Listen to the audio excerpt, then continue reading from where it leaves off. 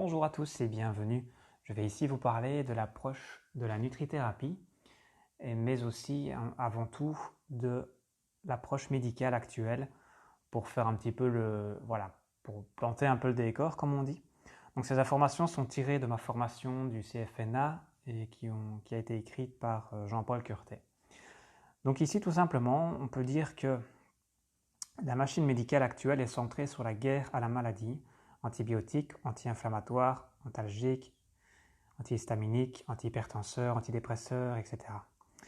C'est un gros succès, mais une faillite au niveau de la santé publique, car les maladies sont mieux soignées, mais leur fréquence augmente. Nous avons une explosion de surpoids, de syndrome métabolique et de diabète, surtout dans les tranches d'âge de plus en plus basses. La croissance exponentielle des intolérances alimentaires, allergies, maladies inflammatoires également.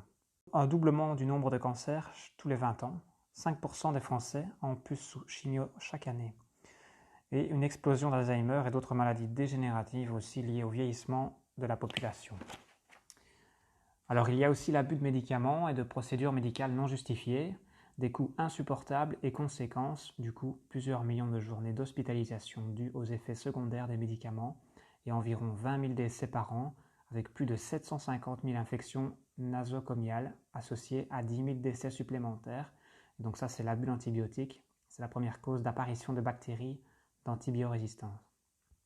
Ça, je crois que c'est un problème assez connu aujourd'hui. Donc les personnes âgées sont systématiquement mises sous anxiolytiques et hypnotiques pour être mieux gérées. En moyenne, un senior se retrouve avec minimum 6 médicaments par jour.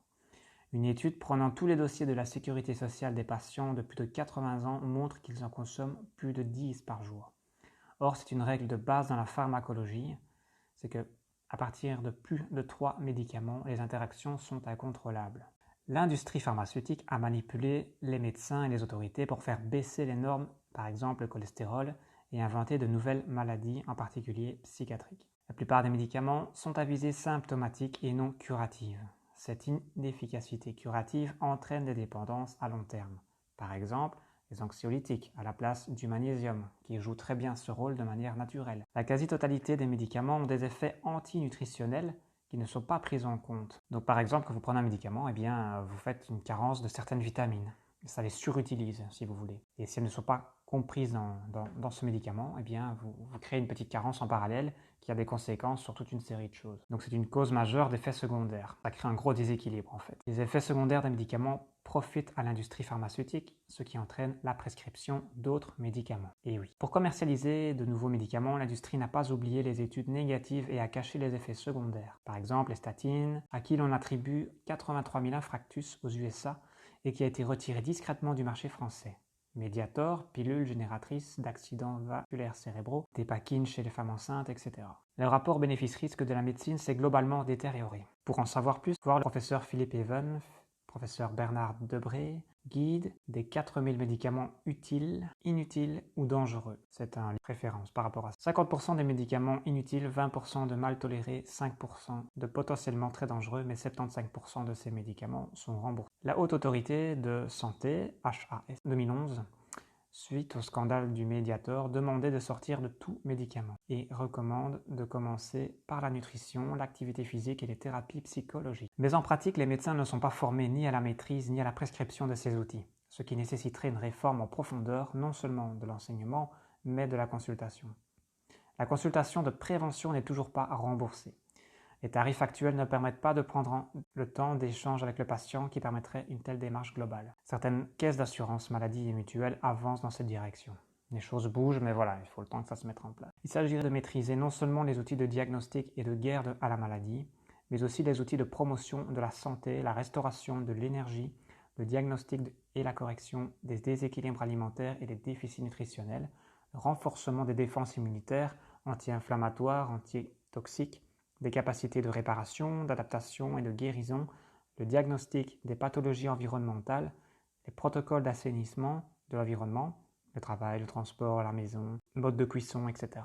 toutes ces actions ont des répercussions et peuvent être un minimum adaptées en tous les cas. Les protocoles de réduction des dépendances, y compris médicamenteuses, la compensation des effets antinutritionnels des médicaments, les outils de gestion de stress, d'optimisation du sommeil, les techniques de coaching à long terme, y compris dans le domaine de l'activité physique, etc. Le médecin peut être un chef d'orchestre prescrivant et coordonnant d'autres intervenants en nutrition, sport, médecine environnementale, ergonomie, psychothérapie. C'est vrai que le médecin voit passer tout le monde et c'est lui qui est le mieux placé pour aiguiller les gens, si lui ne peut pas les traiter, vers des personnes qui peuvent les traiter et les aider. Pour ce qui est écrit ici, la définition d'une consultation doit comprendre, après l'écoute du motif, un temps d'exploration systématique des composantes nutritionnelles et environnementales et de la vie et de la psychologie du patient. Une partie de ces données pourrait être collectée par questionnaire sur Internet préalablement.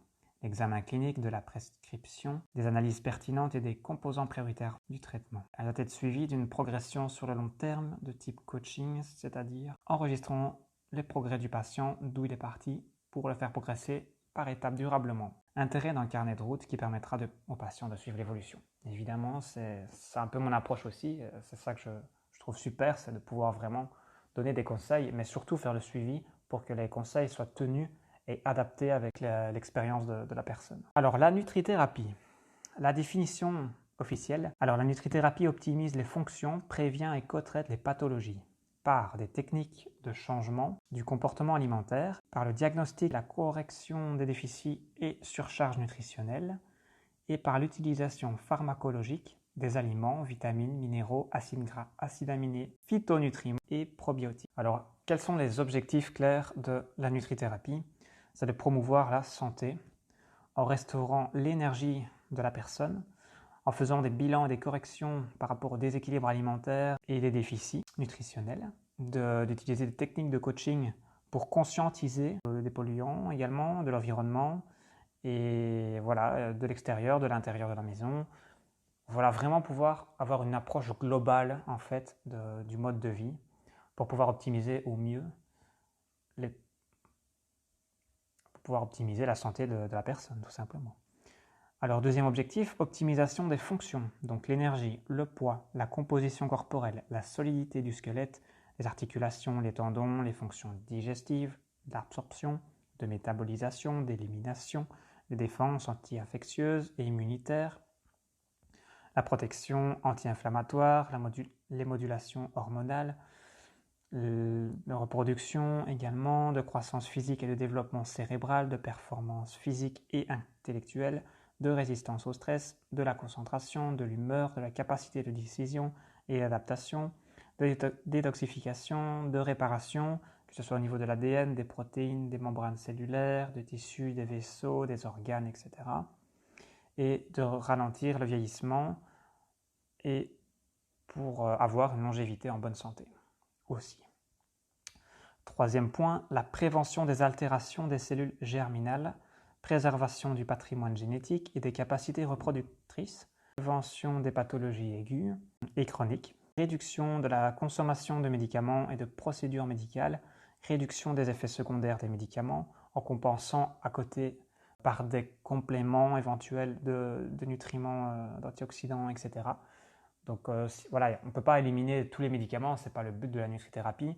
Le but, c'est d'accompagner les prises obligatoires et pourquoi pas faire diminuer ces prises, mais surtout de les encadrer avec des bons nutriments sur le côté pour vraiment compenser les effets secondaires et les éviter au maximum. Et c'est valable aussi pour les radios, pour les chimios, pour les infections, les scanners. Il y a moyen de se protéger un minimum avec les nutriments. C'est là aussi l'intérêt de certains compléments qui sont bien chargés en nutriments, ce qui nous éviterait de manger des kilos de légumes pour avoir la même quantité. Alors aussi le traitement et le co-traitement des pathologies, qu'elles soient génétiques, aiguës, chroniques ou dégénératives.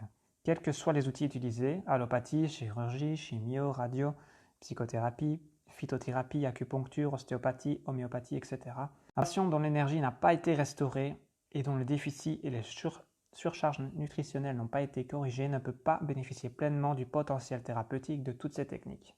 Voilà, on peut essayer toutes les techniques alternatives que l'on veut. Si on n'a pas un système immunitaire suffisamment soutenu, on va toujours être en faiblesse, on va toujours se choper tout ce qui passe.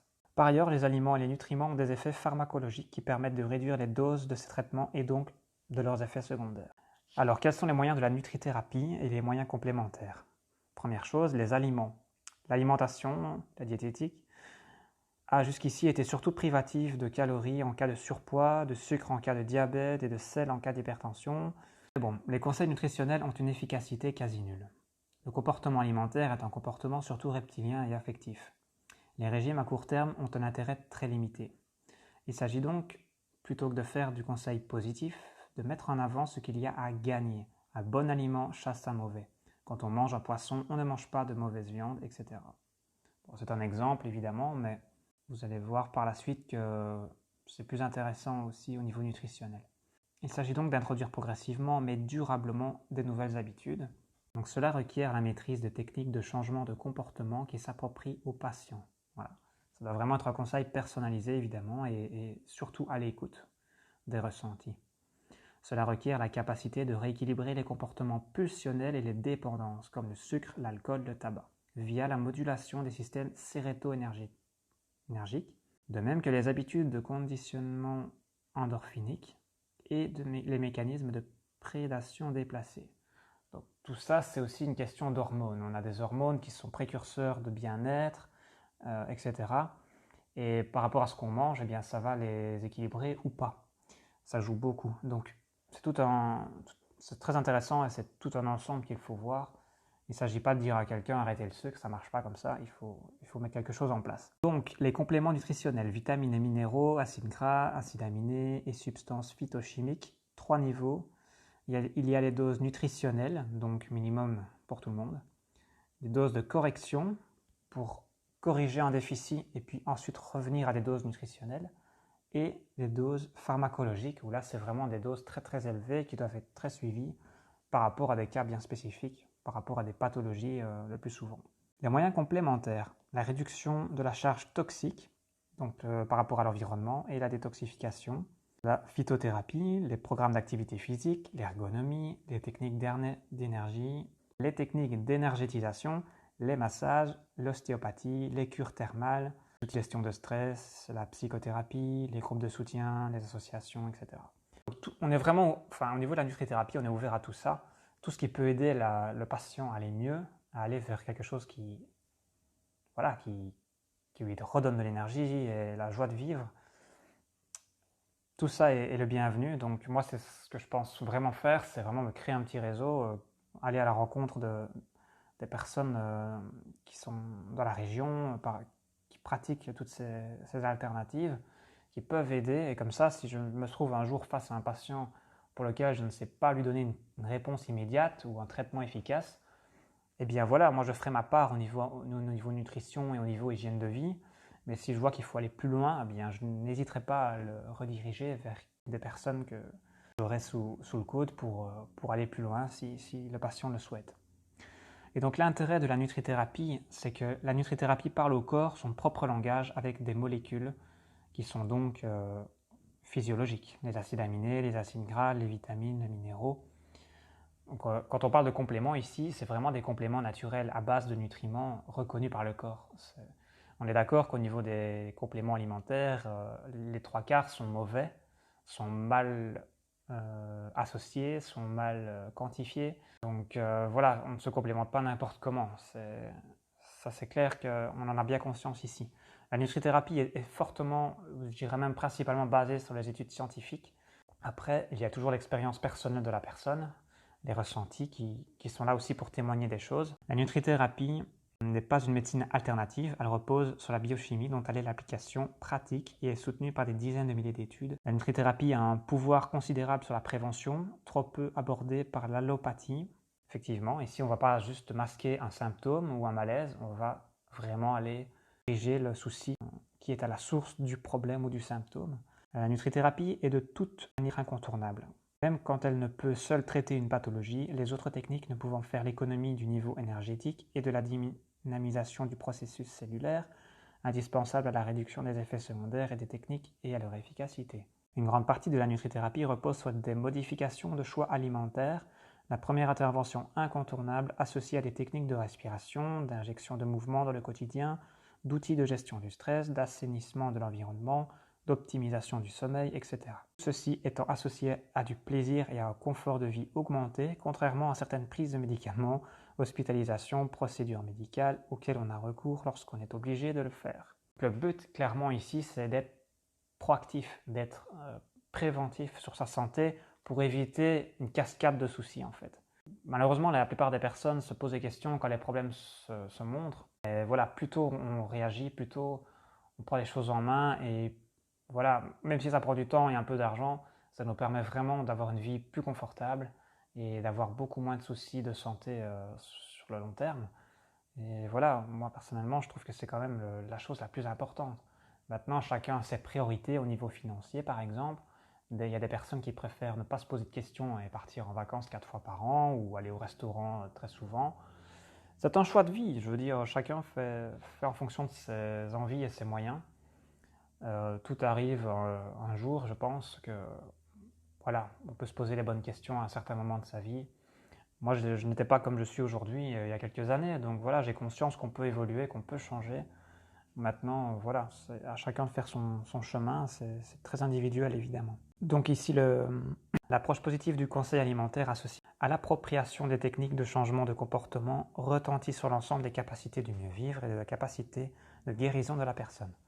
De nombreuses recommandations sont associées au plaisir. Il ne faut pas croire que manger sainement, c'est se faire du déprimant. Dans l'alimentation plaisir, on a toujours le chocolat noir, on a toujours un peu de vin rouge, on a des aliments qui sont très goûteux et très bons. C'est juste qu'il faut apprendre à les cuisiner. Moi personnellement, depuis que j'ai découvert les aliments santé, je prends des exemples, le quinoa, les légumineuses, certains légumes, certaines épices. Voilà, j'ai découvert plein de choses. Quand j'étais enfant, je ne consommais jamais de légumineuses, jamais de lait de coco. J'ai découvert tout ça et voilà, j'adore. J'aime beaucoup mieux ça que de manger un steak frites ou pommes de terre, purée, saucisses de viande. Enfin, pour moi, ça c'est zéro à côté de tout ce qu'on peut faire avec l'alimentation vivante. On peut vraiment faire beaucoup de choses. Les aliments, au départ, n'ont pas forcément beaucoup de goût, mais c'est voilà, c'est tout l'intérêt de faire sa cuisine à sa manière, avec des bonnes choses. Mais voilà, ça s'apprend et ça se fait petit à petit, évidemment. Moi, je suis passé par là de manière enfin, un peu tout seul. J'ai fait mes petits changements progressivement par moi-même parce que ça m'amusait en fait. Je prenais plaisir à faire ça. Même si voilà, je me suis aidé de beaucoup de recettes au départ et puis finalement, je m'en suis détaché et j'ai fait les choses à ma manière. Mais voilà, chacun peut avancer à son rythme. Et plus on se fait aider, évidemment, et mieux ça va se passer, et plus vite ça va se passer. Donc le plaisir de manger est de fait partie intégrante de la démarche, l'entraînement à la dégustation ayant de nombreux effets positifs au niveau de la satiété et de la digestion, notamment. Les compléments alimentaires ne se justifient que si les apports nutritionnels optimaux ne peuvent pas se faire par l'alimentation.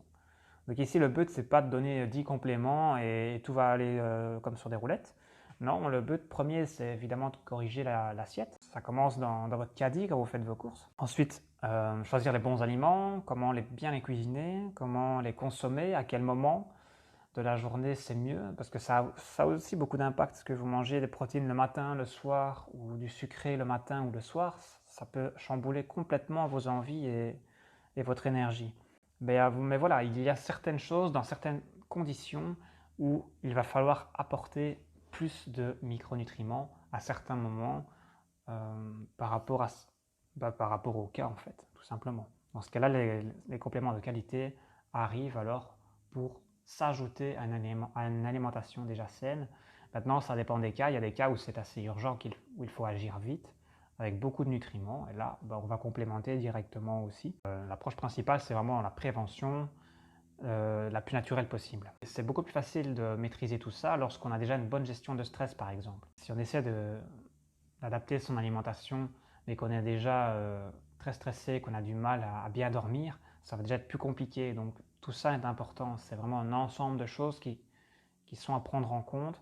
On ne se rend pas toujours compte parce qu'on vit au jour le jour, on enchaîne les actions et on ne se pose pas trop de questions. On ne prend pas le temps de se poser et de se dire « Ok, j'ai ça comme souci ». C'est tout l'intérêt d'une consultation ici, c'est que voilà, on va pouvoir vraiment échanger et se rendre compte que voilà, il y a des points à améliorer. Et petit à petit, action plus action, on va arriver à quelque chose de beaucoup plus confortable Et le but vraiment, c'est de restaurer l'énergie qui est en vous. On a tous des capacités.